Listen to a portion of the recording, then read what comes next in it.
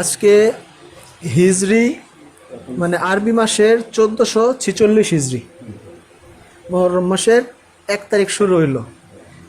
একটা কথা মনে রাখবেন, আরবি মাস মুসলমানদের জন্য অত্যন্ত জরুরি একটা মাস, যেটা আমরা প্রায় সকলেই অবহেলার দৃষ্টিতে দেখি। আমরা এটা কোনো খোঁজ খবর রাখি না, শুধুমাত্র ইংরেজি ডেটটা নিয়েই, ইংরেজি তারিখটা নিয়েই সবাই ব্যস্ত। একটা জিনিস মনে রাখতে হবে যে এই আরবি মাসের সাথে মুসলিমদের অনেক ধরনের ইবাদত সংশ্লিষ্টতা আছে।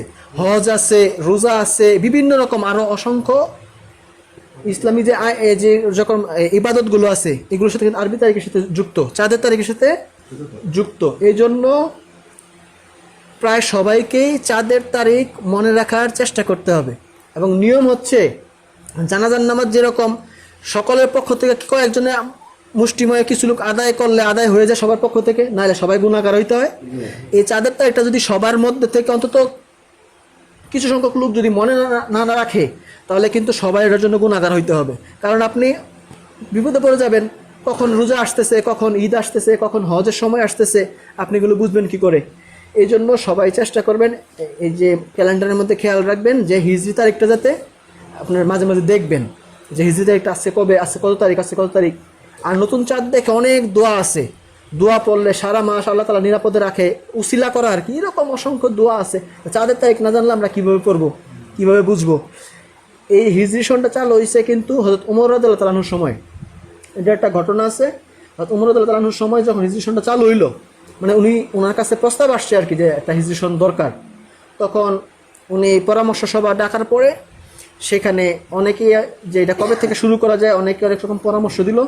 তবে হযরত আলী রাদিয়াল্লাহু তাআলা আনহু এক পর্যায়ে পরামর্শ দিলেন, নবী পাক সাল্লাল্লাহু আলাইহি ওয়াসাল্লাম যেদিন মক্কা থেকে মদিনায় হিজরত করেছেন ওই দিনটাকে যাতে আরবি মাসের প্রথম দিন ধরা হয়।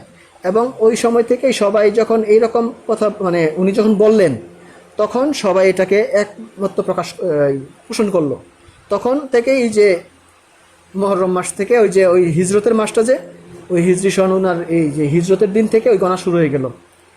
এখন এখানে সবাই আছে, আমার মনে হয় অনেকের মনে হয় হিজরি মাস কয়টা, মানে কোনটা কোনটার নাম আমার মনে অনেকের মনে নাই।